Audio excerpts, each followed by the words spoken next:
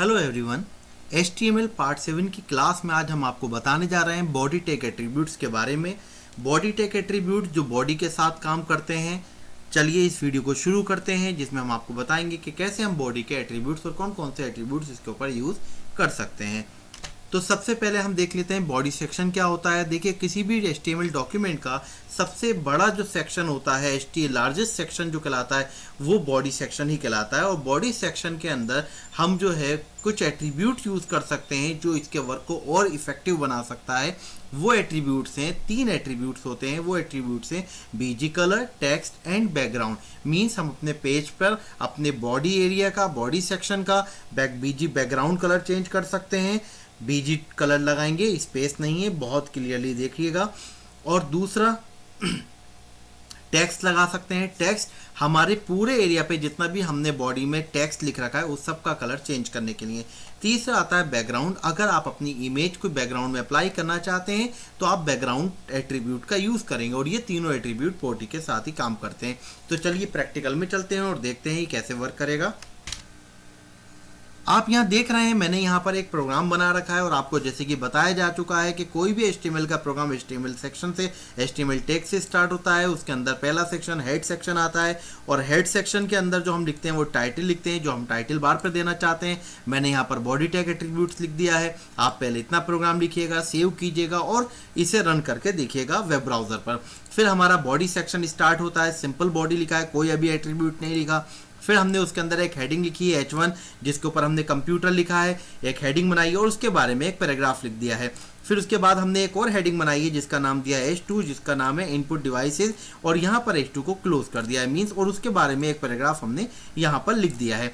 फिर हमने एक और हेडिंग बनाई है आउटपुट डिवाइस और हमने यहाँ पर इसको भी हेडिंग 2 लिया है और इसको भी हमने यहाँ पर क्लोज कर दिया है, पैराग्राफ में लिख दिया और इसे यहाँ पर बॉडी को क्लोज कर दिया और HTML को क्लोज कर दिया है। अब मैं आपको दिखलाता हूँ इसका आउटपुट क्या है, क्योंकि ये टाइम वेस्ट करता लिखने में, तो मैंने इसीलिए टाइम कंज्यूम को बचाने के लिए तो यहाँ पर हमने इसे पहले से टाइप कर लिया। आप इसे आराम से देखें और इससे देखें, आप इसका पहले इतना ही प्रोग्राम करके देखें और स्टेप बाय स्टेप में ही हमारे प्रोग्राम बनते हैं तो अच्छा आउटपुट आता है। अदरवाइज हमारे प्रोग्राम में दिक्कत होती है और हमें क्लियरली समझ में भी नहीं आता।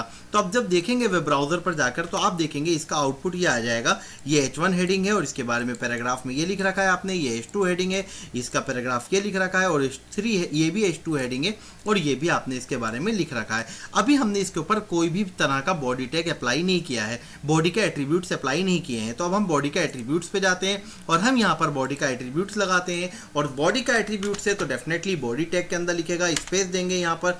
ध्यान रखिएगा कुछ लोग यहाँ लगा देते हैं तो यहाँ पर नहीं लिखना है कोई भी एट्रीब्यूट, आपको इस टैग के अंदर ही लिखना है। मुझे यहाँ पर पहले लगाता हूँ बीजी कलर। मैंने यहाँ पर बीजी कलर इक्वल रेड कर दिया तो मीन्स कंट्रोल S करता हूँ और ऑल टैप करके देखता हूँ और F5 करता हूँ तो आप देखेंगे पूरे पेज का कलर बैकग्राउंड कलर बीजी मीन्स बैकग्राउंड कलर। और ध्यान रखिएगा बीजी ही लिखना है को बिना स्पेस के। तो आप देखेंगे यहाँ बैकग्राउंड कलर में आपका रेड आ गया। आप कोई सा भी कर सकते थे, मैंने यहाँ पर रेड कर दिया है। मैं इसे चेंज करके देखता हूँ कि परफेक्टली काम कर रहा है। कंट्रोल S किया, ऑल टैप किया, F5 किया, बिल्कुल बिल्कुल अच्छे से काम कर रहा है। अब मुझे इसका नेक्स्ट एट्रीब्यूट होता है टेक्स्ट। तो अगर मुझे टेक्स्ट चेंज करना है मीन्स टेक्स्ट का कलर, पूरे पेज का कलर, तो आप यहाँ पर टेक्स्ट इक्वल जो भी कलर देना चाहते हैं सॉरी मैंने रेड दे दिया है, कंट्रोल S कर दिया है, ऑल टैप किया, F5 कर दिया। तो आप देखें इसके पूरे पेज का, ये पूरे पेज पर यानी कि बॉडी पर जहां जहां पर भी टेक्स्ट लिखा है उस सब का मैंने यहाँ पर कलर चेंज कर दिया है। तो होप ये आपके समझ में आया होगा।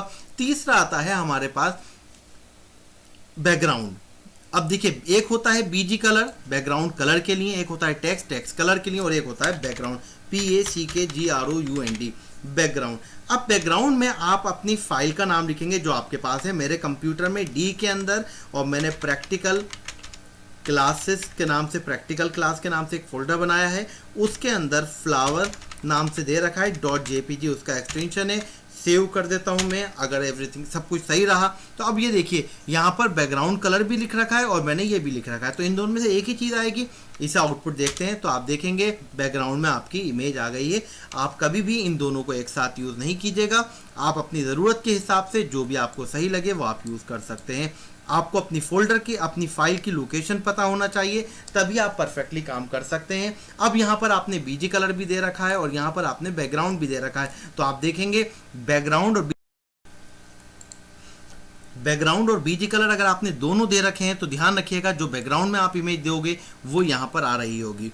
ये बिल्कुल क्लियर रखिएगा। अब यहाँ पर आपको यहाँ बीजी कलर कह देने की ज़रूरत नहीं है, क्योंकि आप एक ही चीज़ इन दोनों में से यूज़ कीजिए। अगर आप लगा भी रहने देंगे तो भी कोई फ़र्क नहीं पड़ने वाला, क्योंकि आपको बैकग्राउंड कलर दिखाई नहीं देगा, क्योंकि आपने यहाँ पर बैकग्राउंड में इमेज लेकर आ रखी है। अब यह आपको पता होना चाहिए कि आपने जो पिक्चर ली है वो कहाँ से ली है, उसका टाइप क्या है, वो आप यहाँ पर लिखना पड़ेगा आपको। अब आपने यहाँ पर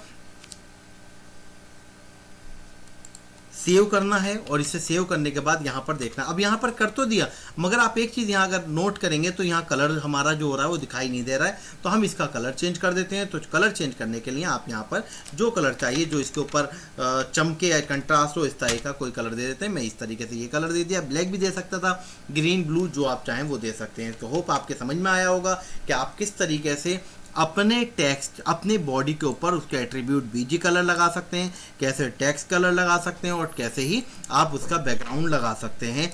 ये आपको क्लियरली समझ में आ गया होगा। तो आज की वीडियो में इतना ही, आगे भी आपके लिए वीडियो लेकर आते रहेंगे। अगर आपको ये वीडियो पसंद आया तो आप इसे लाइक ज़रूर करें और शेयर करें और इस चैनल को सब्सक्राइब करें।